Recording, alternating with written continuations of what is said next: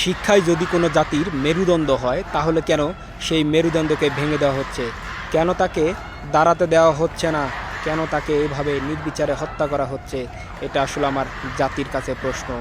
কালকে আন্দোলনরত শিক্ষার্থী আবু সায়েদ ভাই রংপুর রোকেয়া বিশ্ববিদ্যালয়ের একজন মেধাবী ছাত্র, তাকে সম্মুখে দাঁড়িয়ে এভাবে গুলি করে হত্যা করা হলো। এরকম সারা বাংলাদেশে মোট 6 জন শিক্ষার্থীকে গতকালকে এভাবে হত্যা করা হয়েছে।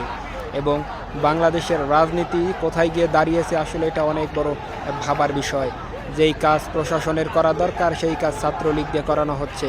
ছাত্রলীগ আর প্রশাসন দুইজন মিলে যে বর্বরতা চালিয়ে যাচ্ছে এটা আসলে মেনে নেওয়া খুব কঠিন।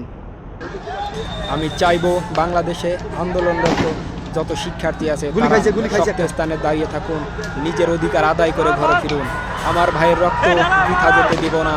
অধিকার আদায়ে আপনারা দৃঢ় হন, আপনাদের অধিকার আদায় করে নিয়ে ঘরে ফিরবেন ইনশাআল্লাহ। আর চাই না এইভাবে বিলিয়ে দিতে কোনো তাজা প্রাণ, কোনো মায়ের বুক খালি হোক, সেটাও আমরা চাই না। একটা শান্তি শৃঙ্খলার মধ্য দিয়ে আমাদের অধিকারকে আমাদের বুঝিয়ে দিন, আমরা রাজপথ থেকে সরে দাঁড়াবো।